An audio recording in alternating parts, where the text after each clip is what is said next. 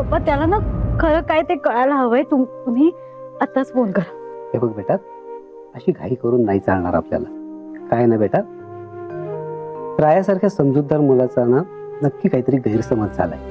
तो ना कोणाचंच काहीच ऐकण्याच्या मनस्थितीत नसणार आहे. एखाद्या काहीच न कळणाऱ्या माणसाला समजावून सांगणं खूप सोपं असतं, कारण त्याला तो असं का वागतोय याचं काही कारणच माहिती नसतं. त्याचा विचारच केलेला नसतो त्याने. या अशा लोकांना जरा वरच्या आवाजात बोललं ना की कळतं. पण रायासारख्या मुलाला हे असं नाही सांगता येणार. तो असं जे काही वागतोय ना त्याच्यामागे नक्की काहीतरी कारण असणार आहे, काहीतरी विचार असणार आहे. पप्पा पण काय कारण असणार? असेल, नक्की काहीतरी असेल. आणि तुझ्या ममानेच त्याला ही कारण दिली.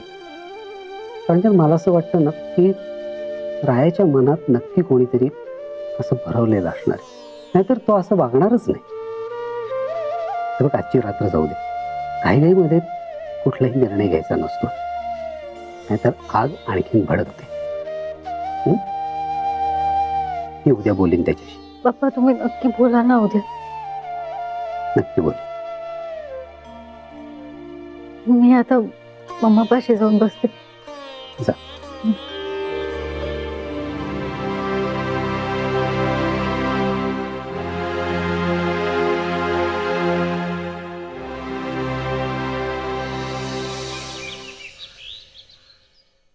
काय ग, काल राया आणि मुकुंद किती वाजता आले घरी? 2 वाजता आले. अगं बाई, म्हणजे खूपच उशीर झाला त्यांना. बरं, त्यांनी काही खाल्लं होतं का? हो, स्टेशनवर पावभाजी खाते होते. मला सांग, राया घरी आला तेव्हा त्याचा मूड कसा होता ग? ते काही मला माहित नाही. मी खोलीत होते आणि काकाने दरवाजा उघडला.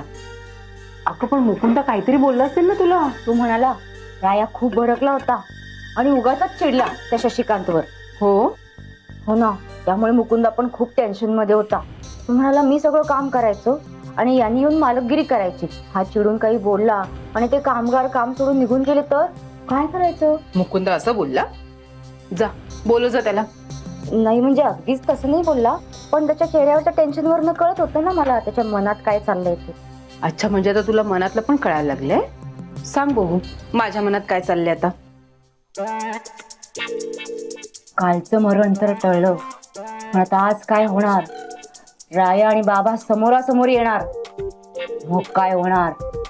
बरोबर ना? हे चाललंय ना तुमच्या मनात? हो. मग मी जे बोलले ते काल मुकुंदाच्या मनात चाललं होतं. हे बघ, आता ते मुकुंद पूर्ण बस कर. हा, पुढे काय करायचं ना त्याचा विचार कर. राया काल रात्री उशिरा आला ना म्हणून अजून चिडलेत ते माझ्यावर. त्यांना असं वाटतं मीच सांगितलं रायाला उशिरा यायला. हो, तुम्हीच सांगितलं ना. आता ना कृपा करून हे त्यांच्या समोर बोलू नकोस. हा, मी कशाला बोलेन? मी तर गप्पच बसणार आहे. बाप लेकाच्या भांडणात आपण कशाला पडा उगाच? ते आता दोघे समोरासमोर आले की काय रामायण होणार आहे ना, त्या देवालाच माहित रे बाबा. कालिंदी, नाश्ता लाव लवकर.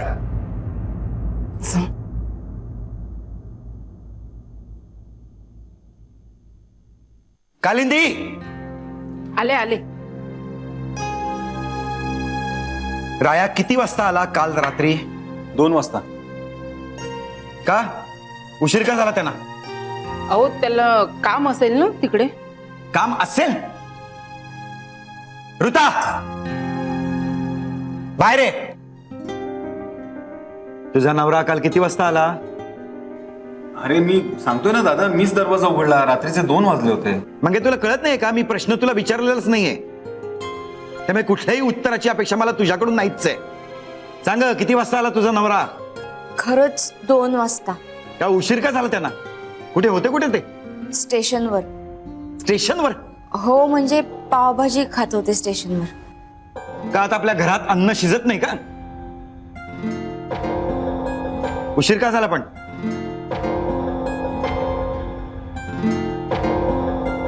कालिंदीकडे बघायला काय झालं तुला?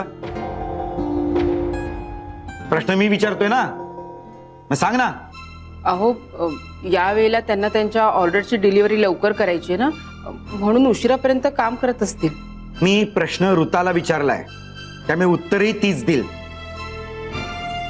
देवाने तोंड दिलंय ना तिला. नको त्यावेळी बोलत असतेस ना, मग आताही बोलेल. काय ग, सांग ना. कोणी सांगितलं होतं का त्यांना उशिरा या म्हणून?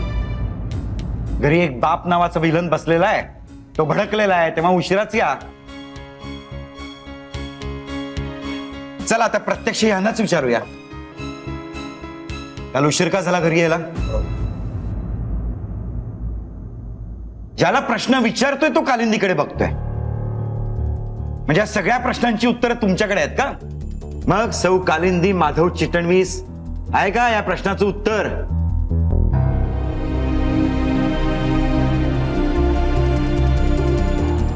मिळालं उत्तर.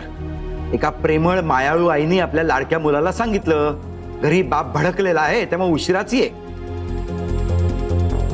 मग आता हेही सांगितलेलं असेल, सकाळी सकाळी बाप बोलणार आहे तेव्हा लवकरात लवकर घरातून निघून जा. मग त्यांना बाहेर बोलवण्याची मेहरबानी करणार का आपण?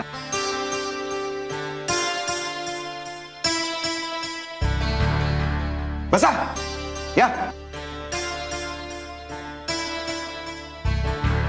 आणि आता मी बोलत असताना कुणीही मध्ये बोलणार नाही. नाही म्हणजे नाही.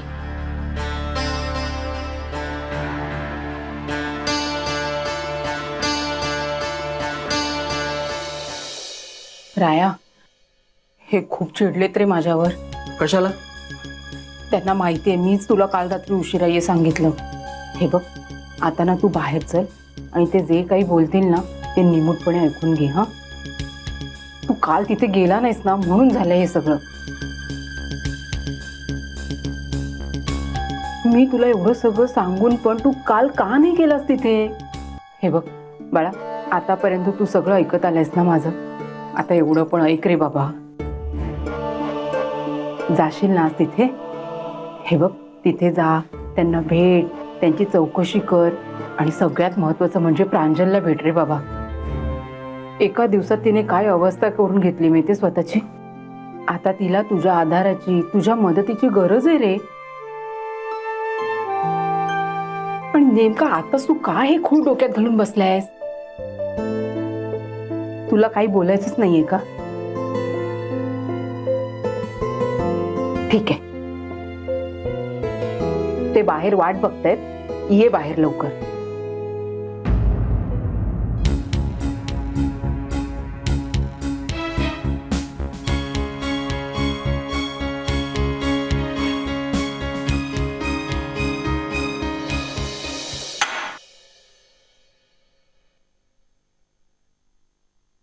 कुठे आहेत चिरंजीव? उठले नाहीयेत का? बाहेर येणार नाही म्हणाले? नाही, येतोय. तुला घरातल्या घरात बोलवायला एवढा वेळ लागतो का कालिंदी? का सांगत होतीस आतमध्ये काय बोलायचे ते? काहीतरीच काय तुमचं? नाही तर काय, काल येऊ नकोस म्हणून सांगितलंस, आज काय बोलायचं हेही सांगितलं असशील. हे बघा, घरात भांडणं होऊ नये तेवढीच माझी इच्छा. बसा. बस राय, बस, खाऊन घे. तसंही बकऱ्याला कापायच्या आधी खाऊ घालतात.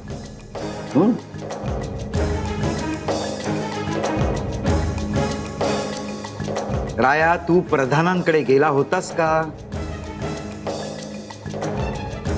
नाही. का? आहेत काही कारण. सांगा ना, कळू दे ना काय कारण आहेत ते. अरे बोल ना.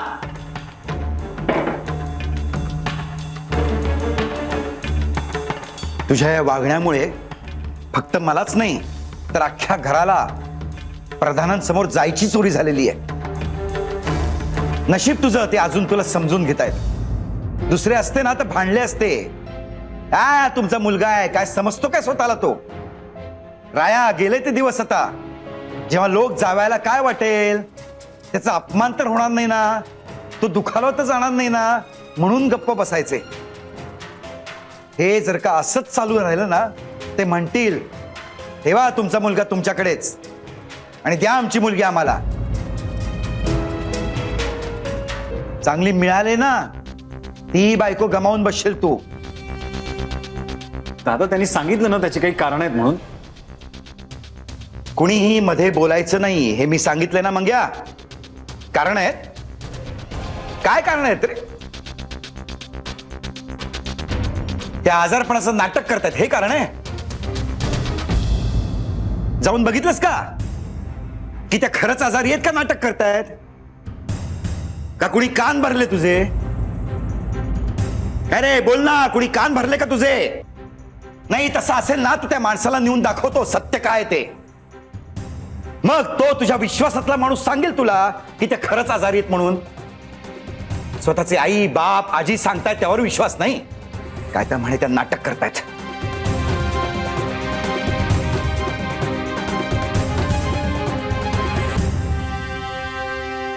राया, आज तू तिकडे जायचेस आणि त्यांना भेटायचंस. आणि जर का गेला नाहीस तर पुन्हा ह्या घरात यायचीही गरज नाहीये.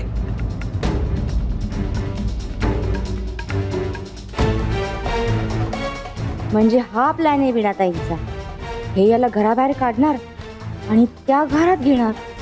बाप रे, असं डोकं पाहिजे.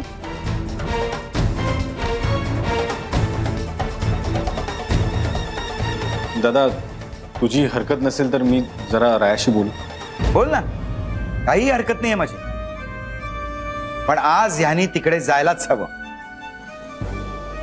आणि जर का तो गेला नाही तर काय, हे मी सांगितलेलंच आहे. आता तुला काय बोलायचं असेल ना ते तू बोल. राय जरा 1 मिनिट ये. इकडे. चल.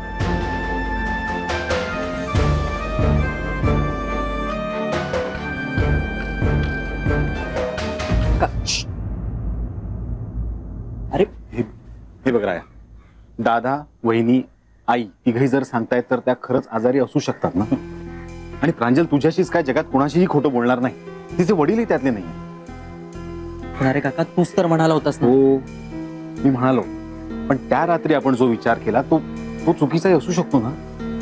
आणि आपल्याकडून जर चूक झाली असेल तर माफी मागण्यातला एक मोठेपणा लागतो. त्यामुळे माझं आई, तू तिकडे जा. आणि हे सगळं खोटं असेल तर तिथे गेल्यानंतर मला फोन कर ना. हे बघ, त्यांना बघायच्या निमित्ताने मी तिथे येईन आणि मी डॉक्टर आहे, मला लगेच कळेल काय खरं काय खोटं ते. त्यामुळे आता तू तिथे जा, ठीक आहे? बर. आणि सगळ्यात पहिले आज जाऊन दादाला सांग. चल चल.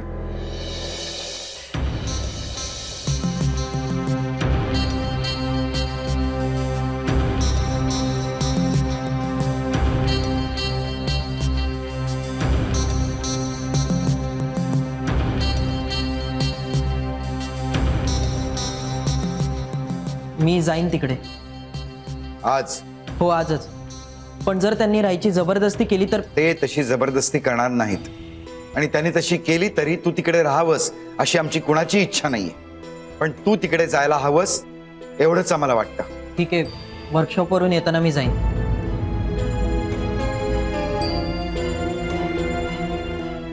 राया नाश्ता कर.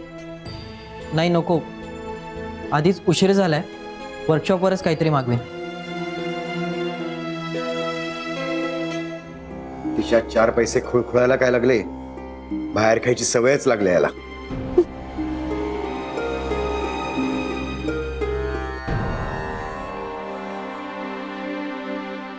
हसायला काय झालं?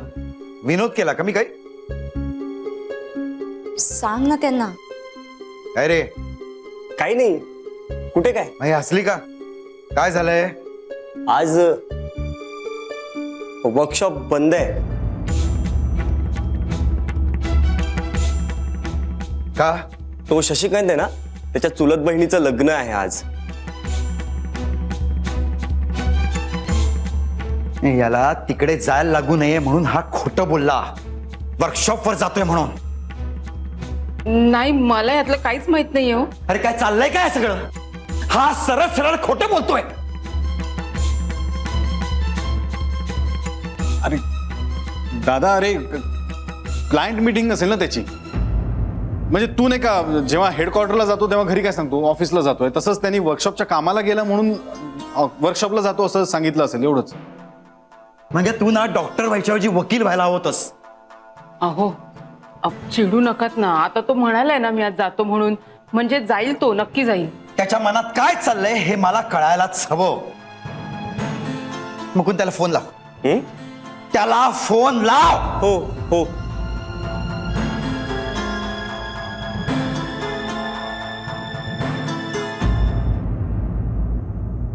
राहायचा फोन बंद येतोय.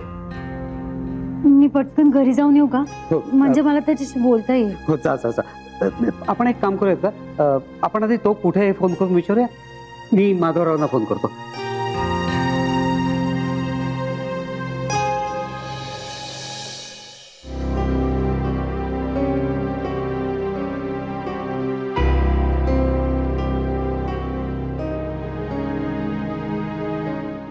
घराबाहेर पडल्या पडल्या फोन बंद करून ठेवायचा, ही काय पद्धत आहे? नाही नाही, मुद्दाम चाललंय हे सगळं.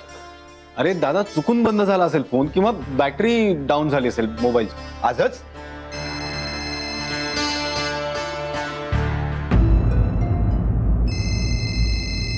घ्या, उल्हासरावांचा फोन आहे. काय सांगू त्यांना आता? आणि त्यांना सांग ना, राया येतोय म्हणावा आज तुमच्याकडे. हा सांगा ना.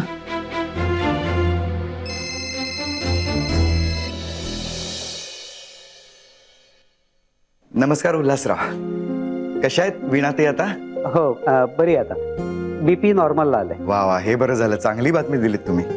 राया आहे का तिथे? नाही, मी त्याला फोन लावतोय पण फोन बंद येतोय त्याचा. फोनची बॅटरी डाऊन झाली असेल हो. अच्छा, तो घरी आहे का मग? नाही, वर्कशॉप वर गेलाय. मग मला वर्कशॉपचा नंबर देता? नाही ना, अजून तिकडे फोन घेतलेलाच नाही ना आम्ही. बरं, मग मुकुंदाचा नंबर देता का? मी त्याला फोन करतो. नाही नाही, ठीक आहे. प्रांजल म्हणते की तिच्याकडे आहे मुकुंदाचा नंबर. मी करतो त्याला फोन. मग रायाशी जरा महत्वाचं बोलायचं होतं ना. हो, पण मुकुंद आज घरीच आहे आणि राया आज तुमच्याकडे येणार आहे, म्हणजे आजच, आणि नक्की येणार आहे. अच्छा, येणार आहे का? बरं, ठीक आहे. मग तो आला की त्याच्याशीच बोलतो. काय झालं? राया वर्कशॉपवरती आहे आणि त्याच्या फोनची बॅटरी डाऊन. तो वर्कशॉपवर असेल तर बरंच आहे, मला त्याच्या एकट्याशी बोलता येईल ना. मी जाते. हां, जा. तू गाडी घेऊन जा आणि जे काय बोलशील ते नीट विचार करून बोल.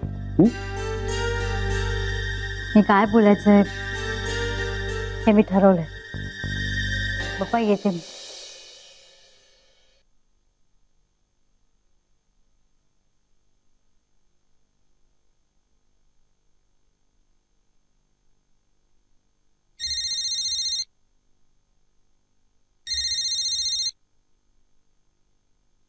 हा, प्रिया बोल बेटा. नाही, ममा नाही आजूबाजूला. बोल तू. काय झालंय?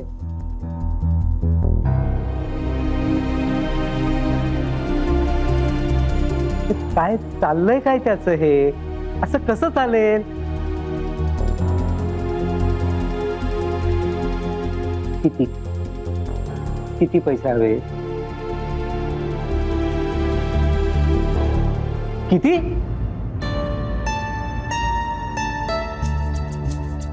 नाही नाही, त्रास नाहीये काही, पण मी तुला सांगितलं नाहीये की तुझी मम्मा ना खूप आजारी आहे. नाही नाही नाही, नको नको. म्हणजे तुला माहितीये, तू इथं आलीस ना तर काय होईल ते. आणि डॉक्टरांनी सांगितलंय की तिला कुठल्याही प्रकारचा धक्का बसता कामा नाही, म्हणून म्हणतोय मी.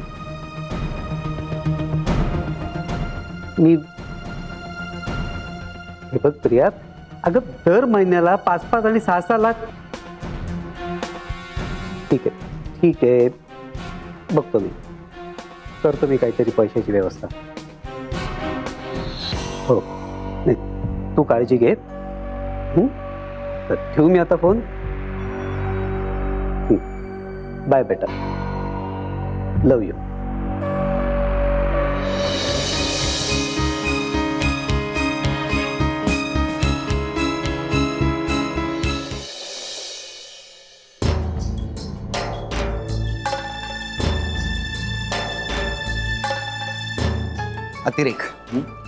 अतिरेक केलेला आहे या मुलांनी आता.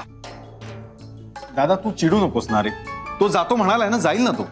नाही नाही, तो गेला तर ठीकच आहे, पण जर का तो आज तिकडे गेला नाही तर मी त्याला घरात घेणार नाहीये.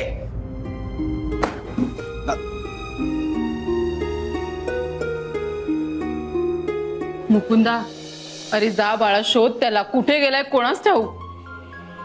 आता तो कुठे गेलाय हेच माहित नाही तर हा कुठे शोधणार त्याला? मी बघतो आणि तसा फोनही करतो. मी आलो चेंज करून. भाऊजी हे खूपच चिडले तो रायावर. वहिनी तुम्ही काळजी करू नका. राया आज तिकडे जाईल. हे बघा, जेव्हा त्याला जायचं नव्हतं तेव्हा मी जाणार नाही असं त्यांनी सरळ तोंडावर सांगितलं होतं ना. आज जर तो जाईन असं म्हणाला तो नक्की जाईल, माझी खात्री आहे.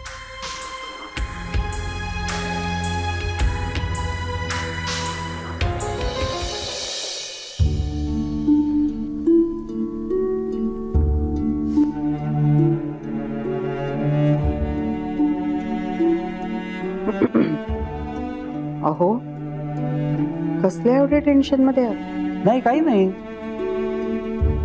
अहो नाही, कसं तुमच्या चेहऱ्यावरच तर दिसतंय. माझी बायको आजारी आहे ना, त्याचं टेन्शन आहे मला. ती आता कधी बरी होणार, तिचा आवाज या घरामध्ये कधी घुमणार, त्याची वाट पाहतोय मी. खोटं बोलताय तुम्ही. अहो बायको आजारी आहे तर घर कसं शांत आहे म्हणून आनंदी असायला हवं तुम्ही. पण तुम्ही तर दुसरंच कसलं तरी टेन्शन आहे ना. नाही ग, काय असणार आहे टेन्शन? प्रियाचा फोन आला होता का? बघा बरोबर ओळखलं ना मी.